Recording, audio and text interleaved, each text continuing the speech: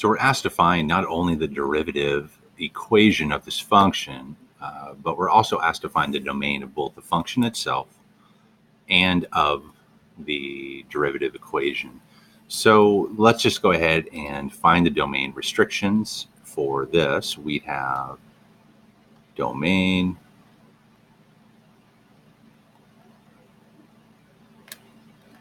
and of course we simply take the denominator in this case for a rational function. We're just finding what value of t will make this division by 0.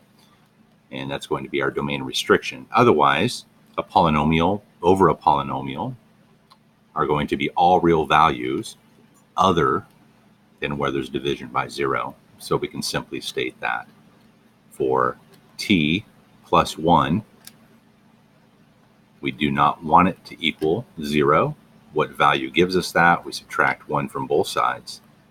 Where t equals -1, we have a domain restriction. So now we can define our domain. And we can say that our domain of t such that t does not equal -1. Or we can write from all real numbers to -1, but not including -1, connected to -1, but not including, and then to all real numbers positive. So we have a couple of ways that we can state that.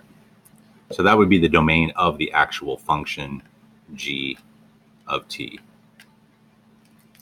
And when we're done finding the equation for the slope of the tangent, we can come back and define the domain of its particular equation. And at this point, I always like to set it up as g of t is equal to, and of course it's just the function. I'm just restating the function here. So I'm building the pieces I need to plug into my derivative function. And we will have g of t plus h is equal to, well, in this case, everywhere that t occurs in the original function is where we're going to place the t plus h. So in each one of these, we will place t plus h. So that will look like 4 multiplied by t plus h in the numerator. And here we will have t plus h in the denominator, plus 1. And there is something I can do to simplify this a little more. I can carry the 4 through to each term. So I will end up with 4t plus 4h divided by, and here I can get rid of the parentheses. That was to show you it was a term that I was replacing t with. But we don't carry through the 1, it is being added to it. So now we have our pieces that we can place into the derivative function. And now we can set that derivative function up, that g prime of t is equal to the function g of t plus h minus g of t. And of course, this is going to be divided by h. And one little piece I keep forgetting to put in there is that we are finding the limit as h approaches 0. Of course, our goal is to eliminate our problem, which would be direct substitution of 0 for h would create division by 0. So we need to eliminate that problem. So let's rewrite this, and we are going to now plug in the values that we found for g of t and g of t plus h. Not necessarily values, but our pieces of this function. So we are going to replace g of t plus h with this. So we have 4t plus 4h divided by t plus h plus 1. And we are going to subtract. And g of t is just the original function, so we plug that in. We'll have 4t divided by t plus 1. And of course, all of this is over h still. So now we need to take a look at what we can do in order to simplify this and eventually remove or reduce that h out of the equation. So what I would like to do first is make the denominators here in the top the same for each one of these terms. The way I was taught is to simply cross multiply. So if we cross multiply, we will end up with the limit as h approaches 0 for 4t plus 4h multiplied by t plus 1. And I'm not going to worry about the denominator yet for this because we're going to cross multiply the other side. And when we do that, our denominator here is going to now be the same for both. So it's going to be minus 4t multiplied by t plus h plus 1.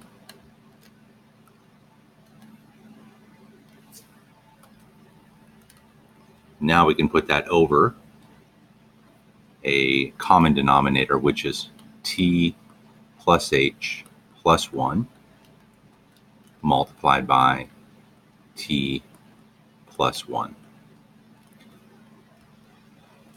And of course, all of this is still over h. So now we need to factor these two together, the products here. We need to factor these through, and we will end up with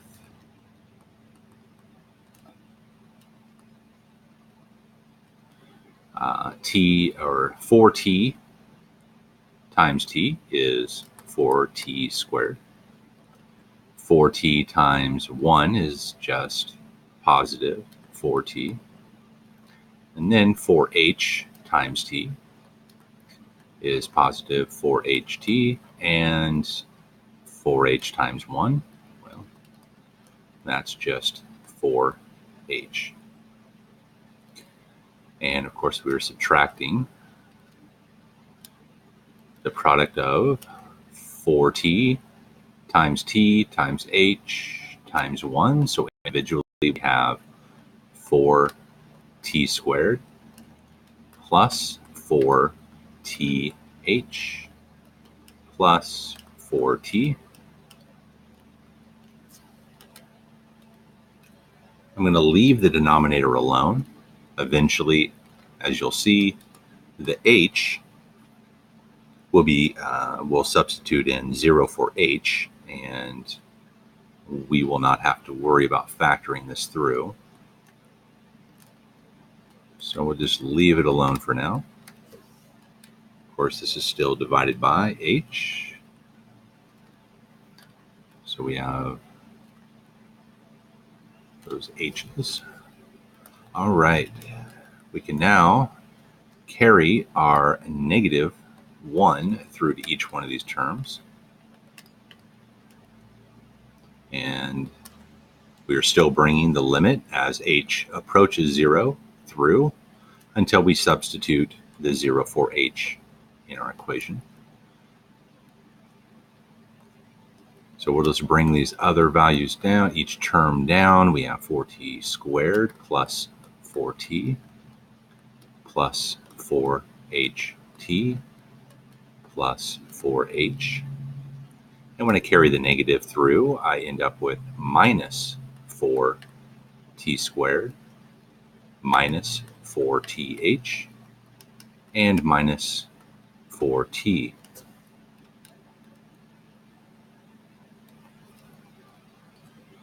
and just bring everything else down.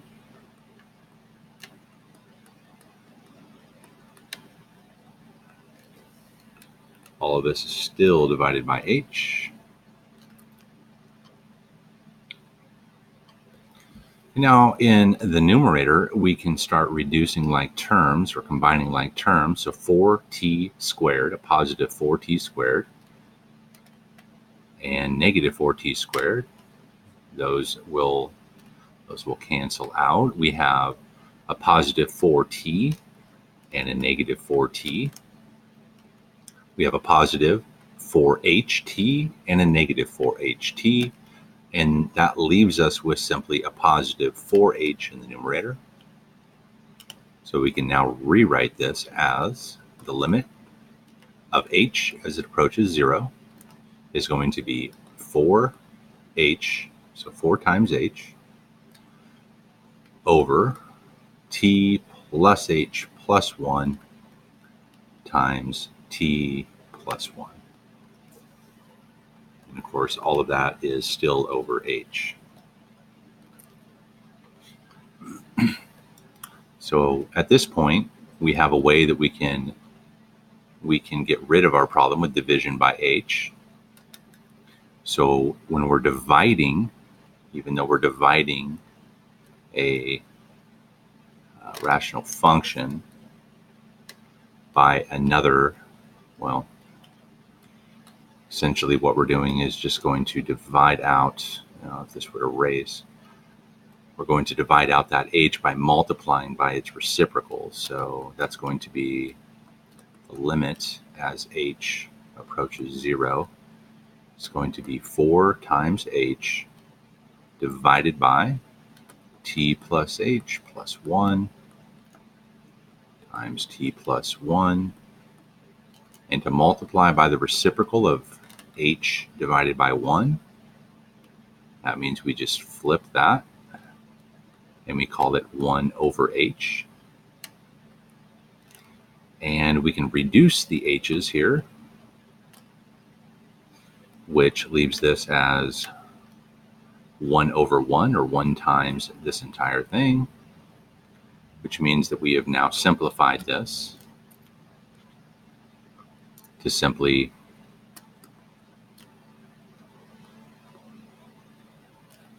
four over t plus h t plus h plus 1 times t plus 1. And now we can finally substitute the 0 for h. And when we do that, we no longer have to bring the limit of h approaching 0. We can just state that this is now 4 divided by t plus 0 plus 1 times t plus 1, which further reduces to simply 4 over t plus 1 times t plus 1, which of course further simplifies to simply 4 over t plus 1 squared. And what we have found is the equation for the slope of the tangent line.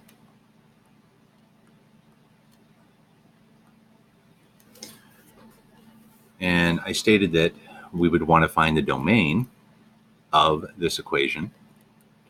And the reason that we would find the domain for this equation is to simply state what values along the domain we would not be able to input, or we would not be able to find the derivative of. So the the t plus 1, the product of t plus 1 and t plus 1, we can just simply say that we'll take the denominator, we will set it to 0. We're asking We do not want it to equal 0. What value of t would make it 0? And again, we find that when t is equal to -1, that is going to make our denominator 0. So similar to our original domain of the actual function, it's the same thing. And we can state that our domain for the equation of the tangent line, or I'm sorry, for the equation of the slope of the tangent line, which is different, that our domain is that for t, where t is not equal to -1, and that implies that it's all real numbers other than -1. And again, we can also state this as -infinity up to -1, but not including, and not including -1, but to all real numbers positive as well. Well, thanks for watching. I hope that helped.